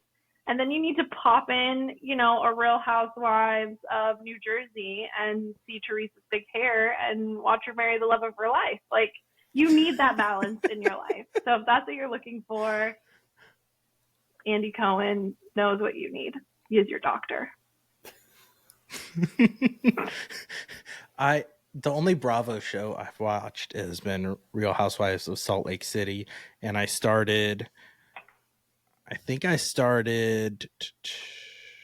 don't remember which one. I think I asked you which other one you'd recommend, and I started watching one of those. But and your life was changed. Mm-hmm. Yeah, I just going? This is the ultimate like first world problems. There's just so many things that like I'm watching to prioritize. Yeah, I think one show I'd recommend. It's on Showtime, so it's not as accessible, but it's called House of Lies, and it has Don Cheadle and Kristen Bell, right? and Ben Schwartz in it, and they run like a management consulting firm, and it has some of the business intrigue to it, but it's definitely a comedy above everything else, and a lot of it is kind of fourth wall breaking, like Don Cheadle's talking to the camera, but not like Office level. Yeah. not like that type of talking to the camera. But it's really good. It's funny. It's got some intrigue. Kristen Bell, Ben Schwartz, Don Cheadle are all really good in it. So that's what I would recommend. I really enjoyed Curb Your Enthusiasm on HBO too, as also a comedy. I binged that sometime this year. I was just like, I keep hearing things about it. I'm just gonna binge it. And I enjoyed it. It's that kind of awkward, sometimes dry humor, but I was gonna say, were you a Seinfeld fan? I've actually never watched Seinfeld. I've seen like 2 episodes in my entire life. Okay, so yeah, it's funny you like Curb Your Enthusiasm, but never seen Seinfeld. Right? Yeah, very very similar, just less F-bombs, but yeah. I've heard, I haven't watched it personally, but I do think I want to try to tune into it next. Is Severance. Yeah, I think it's on Apple TV, but I've heard a lot of rumblings on that it's like very similar to Succession, and it's also like very good. So I've heard that one's good too. It's on my list. I enjoy Apple TV Plus has some really good stuff, but they sink a lot of money into their productions. Like they did Blackbird on there, that Taron Egerton and Paul Walter Hauser. It was like a true crime thing. That's right. And that was really good. And they've had some other things that I can't think of right now. They have Ted Lasso, which Ted Lasso first season was great. Second season, I didn't like as much. It gets depressing in season 2. And I've heard season 3 sucks, but I haven't watched season 3 yet. That's probably because his real life was a train wreck during season 2. Yeah, probably. Could be. He was also depressed. Yep. But I think that'll wrap it up. We'll close out our Succession bonus episode. Thanks for tuning in, everyone who did. We might do other random breakdown bonus episodes like this. We're using them to fill some mini episodes. I might rope Rachel and Steve if he wants to join in some learning me about some housewives or Vanderpumps. So I'm dying for that, Matt. You know I do like my reality show talk. So, or maybe I'll pressure Rachel into watching Love Island when the new season of Love Island US starts, and it's on Peacock, and you can vote along and watch it. I'm gonna get you to watch it. Okay. It'll be good. See. You can feel invested. You can choose who couples up and who goes on dates, and it's on Peacock, so they can swear. When it aired on CBS before, and they would do what I don't remember. Do you guys watch Bachelor? The Bachelor. Yeah, I mean, we haven't watched before, like the past 4 seasons. Same. But it's always funny to me. You can tell in the Bachelor ones when they go places where there's like waterfalls and shit like that, or they're going to the beach, and Bachelor in Paradise, that they like CG color things that make them look like they're wearing full bathing suits instead of like thong bikinis, because they can't show thongs on ABC. So there's sometimes we've been watching it and we're like, that's super obvious that they're like, we can't show butt cheeks on ABC. So I don't think I've ever paid that much attention to anyone's butt cheeks. Wow. But I'm gonna start. I was gonna say, you guys are in the butt cheek department. I'm surprised nobody mentioned Shiv's butt cheeks, because she's got pretty good booty. Shiv is very attractive. I mean, do you think she's attractive? Do you? Attractive? Steven? Yeah. What? If you had to rate her, no, that's not okay. That's absolutely. Let's not get into rating women on this. You can rate her. That's okay. No, Steven and I will abstain. I don't think she's unattractive. She just wouldn't be my type, I guess. Which I don't know what my type is, but I know it's not Shiv. What is your type of woman? Yeah. Please describe to us your type of women, Rachel. But you would say she's attractive? I bet you, so. Steven, would you say she's attractive? It feels like a trap, but it's not. I mean, sure, yes, she is. She is a pretty. We haven't really addressed this, but if you couldn't pick up on it, Rachel and Steve married to each other. So we didn't really say that. Yeah, we never did. You killed it. It was going to be more interesting. Were they going to feel our sexual tension and everyone was going to be dying in the comments? That was our big twist. That was our M. Night Shyamalan twist. I'm flattered. Do you think people comment on my videos? Like and comment if you want more Bravo. No, but seriously, do.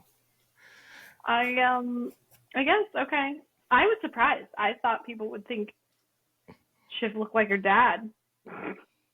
But I never saw it's not even her that dad in real life, so that makes it weird that I even think that. Mm-hmm. No, I always had a soft spot for redheads, so. Ooh, that's like that is an acquired taste. That is a sophisticated palate, I think. Mm-hmm. Mm-hmm. Mm-hmm. Good for you. Yeah. Thank you. I tried to share the I love. hope that makes the show. Yeah, I cut very little out. Partially because of ease. That makes it seem like I just let it fly. I have not said anything cancel worthy that would need to be cut out. I tend to be more progressive in my views, and I'm not bigoted, so that makes it easier. I don't need to worry about slipping up. So stay that way. That makes it easier. Yeah, it is. I'm just not an asshole, and I think people should be able to live their lives as long as it doesn't hurt people. So, all right, now we're actually gonna end this episode. I like it. I'm sure you guys tune into all the episodes, but as I always sign off, don't forget to go down once more. Later.